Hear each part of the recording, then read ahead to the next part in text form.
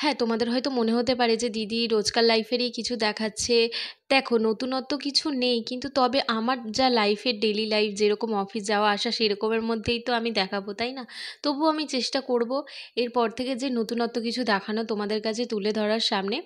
তো দেখো, এইটা ছিল 15ই আগস্টের। তো দেখতে থাকো ভিডিওটা।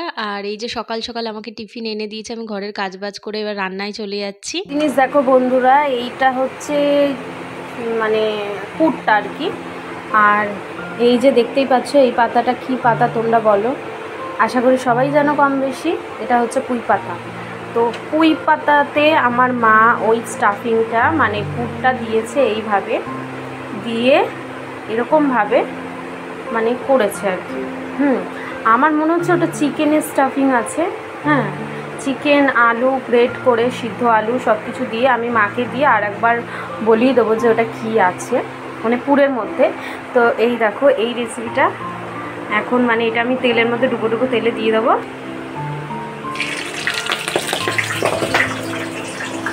তো এই দেখো এর মধ্যে এই পুরটা দিলাম, দিয়ে এইভাবে এটাকে, এই যে দেখতে পাচ্ছ ব্যাটারটা, এটা হচ্ছে সুজি আরও অনেক কিছু দিয়েছে মা। এর মধ্যে একটু চালের গুঁড়ো, তারপরে ধনের গুঁড়ো, অনেক কিছু দিয়েছে। এর মধ্যে দিয়ে ভালো করে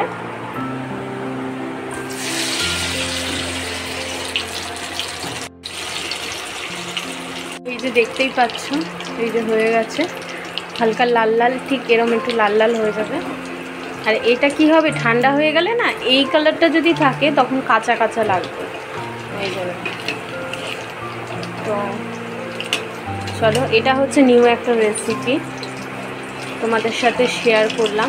ভেতরের স্টাফিংটা কী দিয়েছে সেটা অবশ্যই আমি মাকে জেনে তোমাদেরকে আমি ভয়েস অফ এটার সাথে বলে দেবো।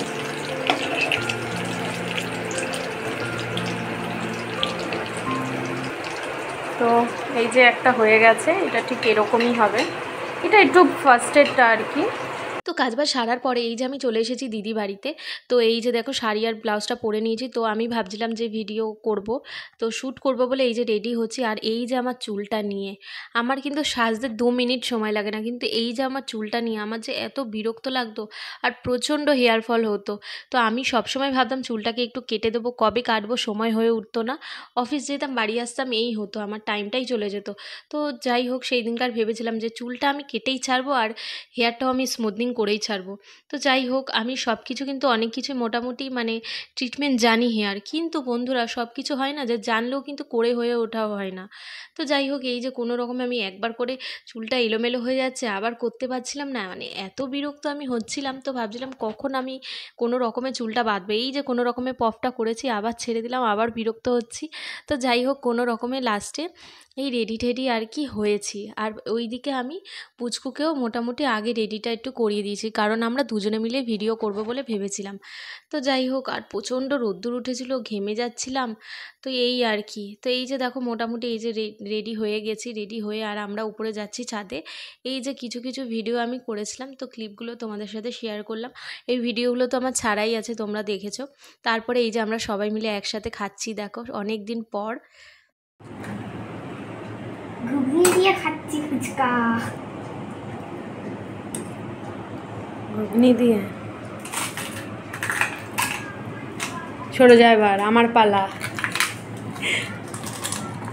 তো তারপরে ভিডিও টিডিও করার পর বিকেলের দিকে আর কি দিদিকে বললাম আমার চুলটা আজকে স্মুথিং করে দিতেই হবে তোকে, না হলে কিন্তু হয়ে যাবে একচোট। তো যাই হোক, তারপরে দিদি আমাকে এই যে করে দিল, কারণ আমি জানোই তো চুলটা নিয়ে পেরেই উঠছিলাম না, আমার এত প্রবলেম হচ্ছিল কি বলবো। আর আমি না একদম লং চুল খুব পছন্দ করি না। তো যাই হোক, এই যে স্মুথনিংটা করেই নিয়েছিলাম আর কি, আর মনে মনে খুব খুশি। আর এইখানটা আমার চুলটা হাফ ধোয়া হয়ে গিয়েছিলো, তারপর ড্রায়ার দিয়ে শুকোবে আর কি। তো ফাইনাল লুক আর কি তোমাদেরকে লাস্টে দেখাবো। তো তোমরা হয়তো দেখে প্রথম প্রথম বুঝতে পারবে না, তো এখন আমার আরও স্ট্রেট হয়ে গেছে আর কি। এই যে আমার ফাইনাল লুক, তো দেখো কেমন লাগছে বন্ধুরা। তো যাই হোক, বাড়ি এসে এই যে মা তড়কা করেছিল, তো খাওয়া দাওয়া করে নিলাম। তো এই ভিডিওটা কেমন লাগলো তোমাদের অবশ্যই জানিও বন্ধুরা কমেন্ট করে। আর ভালো থেকো সবাই, সুস্থ থেকো অবশ্যই। আর পরবর্তী ভিডিও নেক্সট আর একটা সাবস্ক্রাইব করে দিও। টাটা।